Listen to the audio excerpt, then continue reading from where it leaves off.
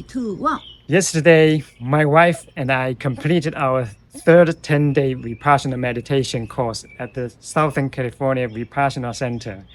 This year's course ran from July 8th to 19th, and unlike our previous two attendances, we returned not only as students but also as servers.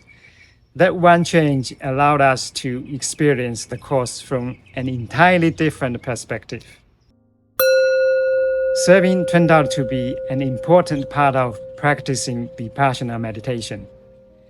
When we first attended in 2024, we knew almost nothing about Vipassana. Like every new student, we simply followed the schedule, ate the meals that appeared on time, and focused on our own practice. We benefited tremendously from the kindness and the dedication of many people we hardly noticed. After returning as students again in 2025, we felt it was time to give something back. Vipassana courses are offered entirely free of charge. Every meal, every clean room, every carefully maintained meditation hall exists because former students volunteer their time and skills. The assistant teachers who supervise the courses also serve as volunteers, offering guidance while donating their time just as the servers do. Seeing this spirit of service throughout the entire organization made us feel that it was our turn to contribute in whatever way we could.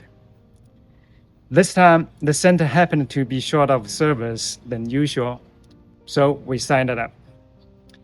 I was assigned to serve as the male student manager, while my wife served the kitchen team as one of the two cooks. Neither of us had much experience. I had never managed a group of adult students before, and my wife had no experience working in any formal kitchen. She doesn't even cook at home because my mother has taken charge of our family kitchen for years. As it turned out, the majority of the 11 volunteers were first-time servers. We were all learning together under the guidance of the center coordinator, making mistakes, helping one another, and gradually discovering what service really means. Serving allowed us to see a side of Vipassana that had been invisible during our previous courses.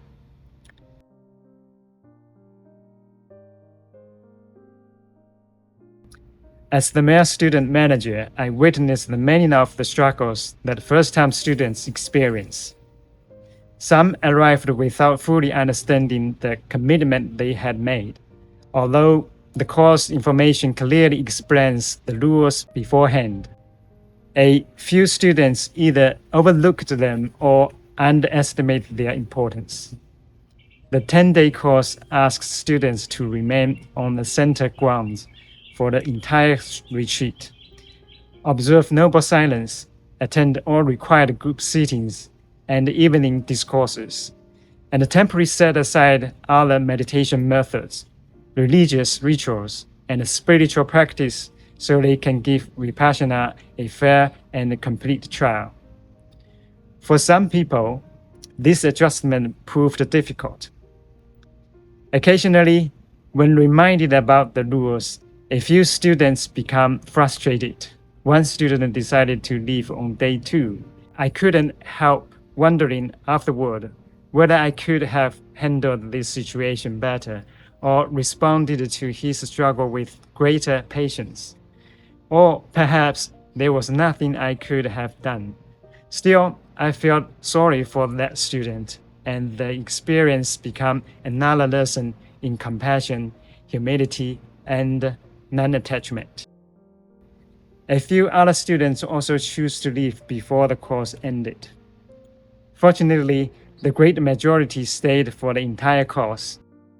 Watching them emerge from the final day with smiles, conversations returning after 10 days of silence, and a visible sense of accomplishment was deeply moving. They had given the technique a fair trial that our teacher Goenka always encouraged. Whether they continue practicing or not will be their own decision, but at the least they experienced the Vipassana meditation technique as it was intended to be practiced. I sincerely hope many of them continue their meditation journey just as we have.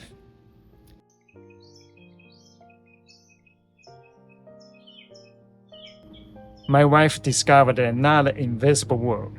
During the first 2 courses, we simply walked into the dining hall twice each day and found delicious vegetarian meals waiting for us. We appreciate the food, but never nearly thought about everything happening behind the kitchen doors. This year, we found out. Together with another cook, my wife prepared breakfast and lunch for nearly 80 people every day. The remaining servers washed vegetables, prepared ingredients, cleaned dishes, served meals, and kept everything running on schedule. The recipes were well designed, but recipes alone do not prepare meals. Because there were not enough servers every day required tremendous teamwork. People hurried from one task to another, hoping whatever help was needed. From outside, the dining hall appeared calm and effortless. Behind the kitchen doors, however, it often felt like a heated battlefield. Not a battlefield of conflict, but one of goodwill, compassion, and service. The greatest reward came at the end of the course. Many students mentioned during the closing sharing session that they were not vegetarians and had never imagined vegetarian food could be so varied and satisfying. I believe hearing those comments made servers every hour spent chopping vegetables, cooking, baking, washing dishes, serving meals, and cleaning the kitchen worthwhile.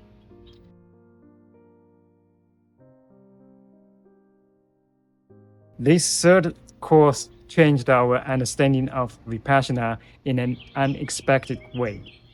As students, we had learned meditation. As servers, we learned gratitude. We began to appreciate the countless acts of quiet service that make each course possible.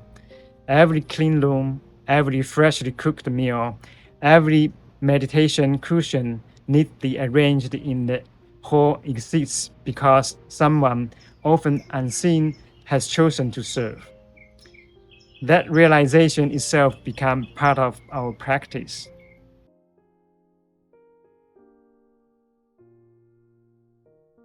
When we returned home yesterday, another familiar teacher was waiting for us. Our garden had continued growing without us. The summer vegetables had become taller, and our new friend, the amaranth, had transformed into magnificent plants with deep purple leaves and elegant flowering spikes. Nature had quietly carried on while we were away. Looking at the garden this morning, I found myself making a simple wish. I hope my Vipassana practice grows the same way our garden does.